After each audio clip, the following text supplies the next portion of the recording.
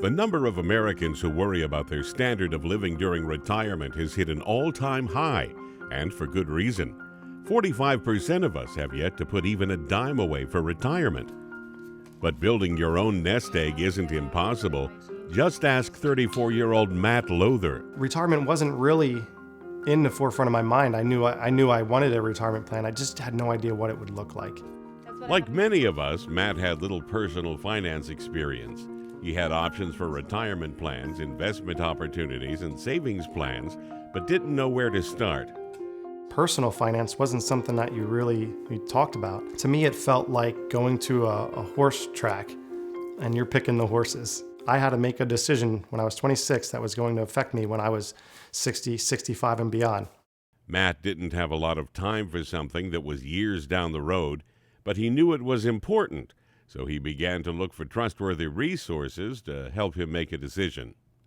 I basically started reading. A lot of this stuff is very eye-opening, and it was very basic level information that I was able to build upon just by reading. Janet Bodner is the editor of Kiplinger's Personal Finance magazine. As she sees it, a gradual approach is key.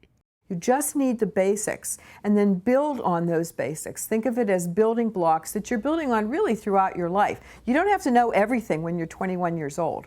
I didn't have any special skills or any special knowledge. I sought out the knowledge. There's multiple ways to invest, and it's a personal decision. So when you read maybe a couple books, a couple websites, it gives you a nice broad array of information on different investing topics, and then you narrow it down to determine what's best for you.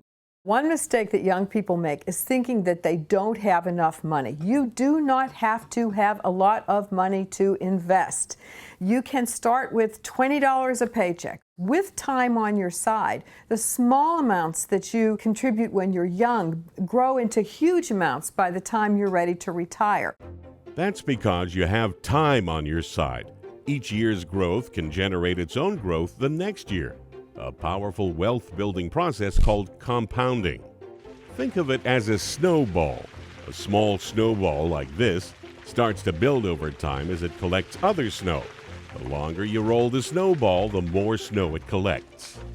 You can put a little away now, and it'll end up being more than if you put a whole lot away later. Let's say Matt invests $2,000 every year. For simplicity, we will use a round number like a 10% gain from interest. From age 25 to 35, Matt invests for 10 years, but then he stops investing. He doesn't spend it, he leaves it there until he retires at 65. Meanwhile, Edward starts at age 35 and invests the same amount as Matt of $2,000, again at that same round number of 10% a year until he is 65. Edward has contributed a total of $60,000 over 30 years, while Matt only contributes a total of $20,000 over 10 years.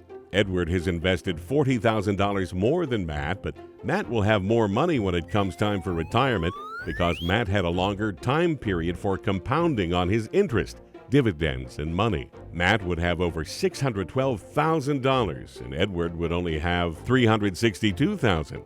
A difference of $250,000. The interest for Edward would be about $302,000. Matt's 10-year investment will pay him more than $592,000 in interest. If Matt continued to invest throughout his working career, he would have a grand total of $974,000 at retirement. That is $612,000 more than Edward, showing the importance of investing early and continuing to invest. Unlike the 45% of Americans who have saved nothing toward retirement, zero. You don't need to have a finance major in school. You just need to make sure you take the time to read a couple books, go on a couple websites, but look at a couple different sources to learn some of the basics for investing. The earlier you start, the easier it is the older you get. The worst thing you can do is nothing. Find out more by visiting wi65.org or follow us on Facebook and Twitter.